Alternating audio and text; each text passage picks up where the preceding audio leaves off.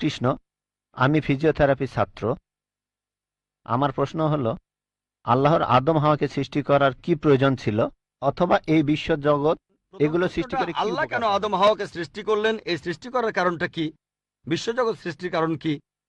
আল্লাহ সৃষ্টি করেছেন আদম আর হাওয়াকে, তারা দুজনে শান্তিতে থাকুন, যাতে করে মানুষ যাতে আসতে পারে। তারা আমাদের সবার পূর্বপুরুষ।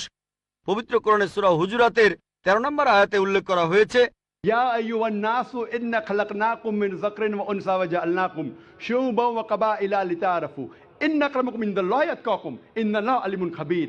হে মানুষ জাতি, আমি তোমাদের সৃষ্টি করেছি এক পুরুষ ও এক নারী হতে, আর তোমাদের বিভক্ত করেছি বিভিন্ন জাতি আর গোত্রে, যেন তোমরা অন্যের সাথে পরিচিত হতে পারো। এই জন্য নয় যে অন্যকে ঘৃণা করবে। আর আল্লাহর কাছে অধিক মর্যাদা সম্পন্ন সেই ব্যক্তি যার আছে তাকওয়া। আল্লাহ যেটার মাধ্যমে মানুষের বিচার করেন, টাকা পয়সা নয়, গায়ের রং নয়, জাতি বা গোত্র নয়, ধর্মমত নয়, সেটা হলো তাকওয়া। সেটা হলো আল্লাহকে মানা, ন্যায় পরায়ণতা, ধার্মিকতা। তাহলে আদম আর হাওয়া আলাইহিস সালাম তারা আমাদের সবার পূর্বপুরুষ।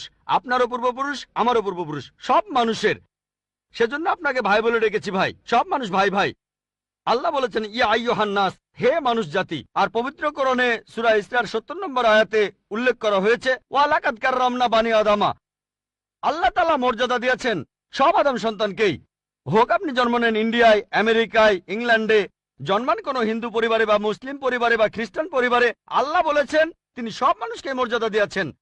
মানুষে জন্মালে আল্লাহ তাকে মর্যাদা দেবেন। সে হোক আপনার নাম জাকির, আব্দুল্লাহ, রামু, শঙ্কর, মানুষে জন্মালে আল্লাহ মর্যাদা দেবেন। আপনার প্রশ্নতে আসি, কেন আল্লাহ তাআলা মানুষ সৃষ্টি করলেন? আল্লাহ মানুষ সৃষ্টি করেছেন কারণ আল্লাহ বলেছেন মানুষ হলো আল্লাহ সৃষ্টির মধ্যে সেরা। আল্লাহ তাআলা অন্য যা কিছু সৃষ্টি করেছেন তা আল্লাহকে মানে। ফেরেশতা সৃষ্টি করেছেন, আল্লাহ যে আদেশই দেন ফেরেশতাগণ সে আদেশ পালন করেন, তাদের নিজস্ব ইচ্ছা নেই।